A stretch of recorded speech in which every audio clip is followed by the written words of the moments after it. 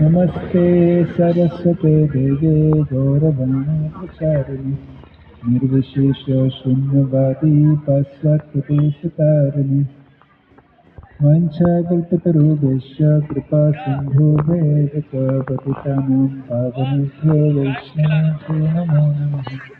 जय श्री कृष्ण चैतन्य प्रभु नित्यानंद श्री अद्वैत गदाधर श्रीवासदि गौरभक्तवृंद। हरे कृष्ण कृष्ण कृष्ण हरे हरे, हरे राम राम राम हरे हरे।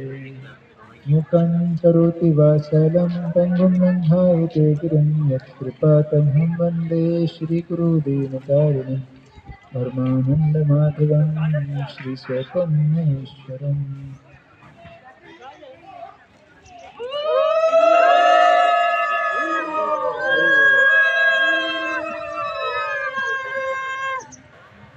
हरे कृष्ण हरे कृष्ण।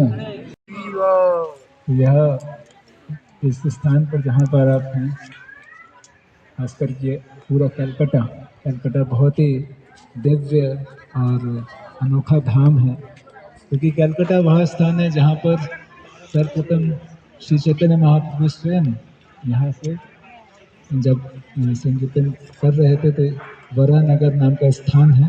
अगर आप सभी लोग जा सकते हैं, प्रभु जी आप लोग को लेके जाएंगे। वहाँ पर एक बहुत महत्वपूर्ण स्थान है जहाँ पर भागवत आचार्य नाम के एक बहुत बड़े भक्त हैं जो कि गोलोक वृंदावन से आए हुए हैं। उन्होंने वहाँ पर श्रीमद् भागवतम का पाठ किया। श्री चैतन्य महाप्रभु उस भागवतम पाठ को जब किया तो चैतन्य महाप्रभु उधर पे नृत्य किए। चैतन्य महाप्रभु वहाँ पर 9 घंटे नृत्य करते रहे और यह 9 घंटे के लिए भागवत का कथा बोलता रहा। वो 9 घंटे हुआ, लेकिन अगर कोई रोकता नहीं तो शायद वो अनंत काल के लिए चलता रहता। तो यहाँ पर भागवत का बहुत महत्व है कलकत्ता धाम में।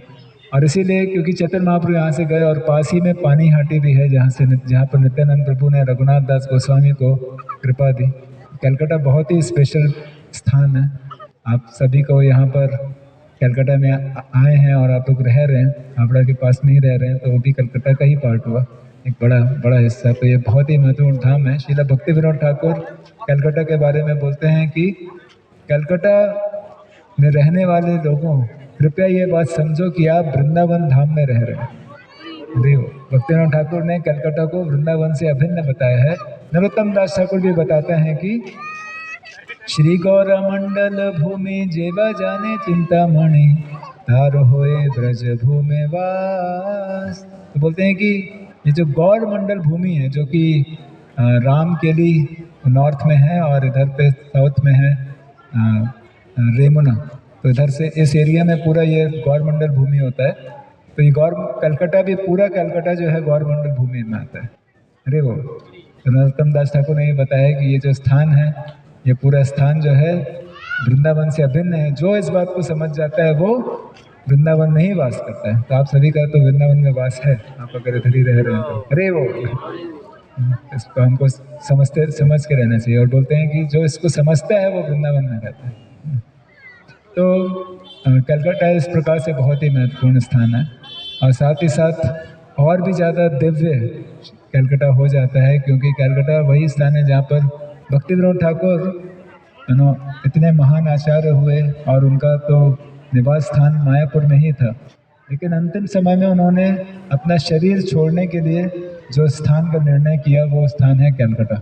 अरे वो तो कलकत्ता में भक्ति विनोद ठाकुर ने अपना शरीर त्यागा और गोलोक वृंदावन गए, क्योंकि उनको पता था कि यह कलकत्ता वृंदावन से अभिन्न है।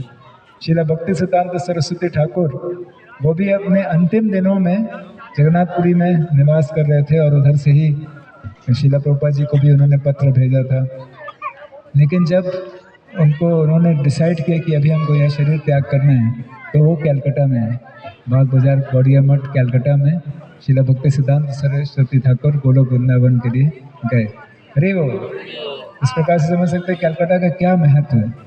और ना सिर्फ इतना, सबसे हमारे लिए सबसे महत्वपूर्ण चीज़ है कि कलकत्ता जो है वो हमारे श्रीला प्रभुपाद जी का जन्म स्थान है। अरे वो इसीलिए कलकत्ता श्रीपाद क्षेत्र बोला जाता है। एक बार परम पूज्य भक्ति पुरुषोत्तम स्वामी महाराज एक बार कथा में बता रहे थे कि श्री क्षेत्र वो स्थान होता है, कहीं किसी पुराण से बता रहे थे कि श्री क्षेत्र एक स्थान होता है जिस स्थान पे भगवान लीला करें उसको कहते हैं श्री क्षेत्र।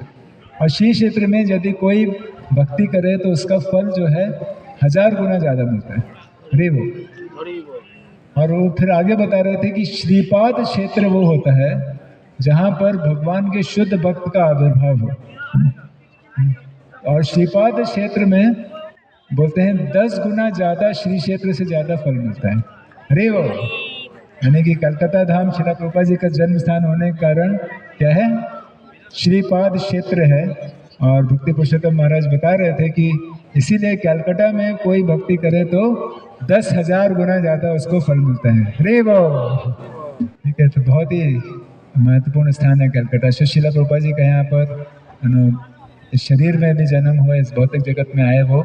और साथ ही साथ प्रभुपाद जी का एक और जन्म स्थान यहाँ पर है कि श्रील प्रभुपाद जी भक्ति सिद्धांत सरस्वती ठाकुर से भी यहाँ पर मिले। उल्टा डंगा जंक्शन रोड है जहाँ पर इस्कॉन का बीज रोपा गया था।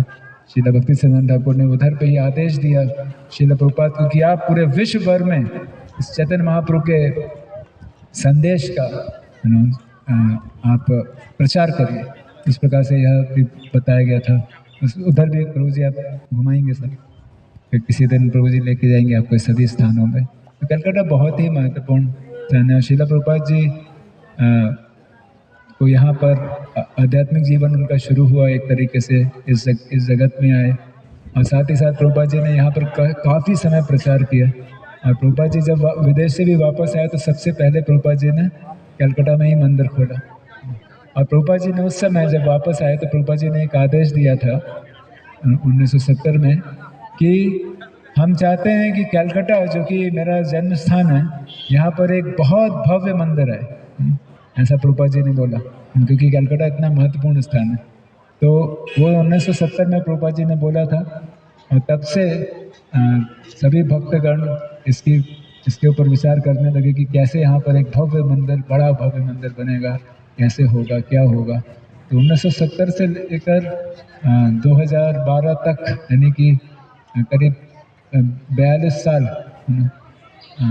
42 ईयर्स, ये इसके ऊपर काफ़ी विचार विमर्श चलता रहा। परम पूज्य जय पताका स्वामी गुरु महाराज, भक्तिसारी स्वामी महाराज,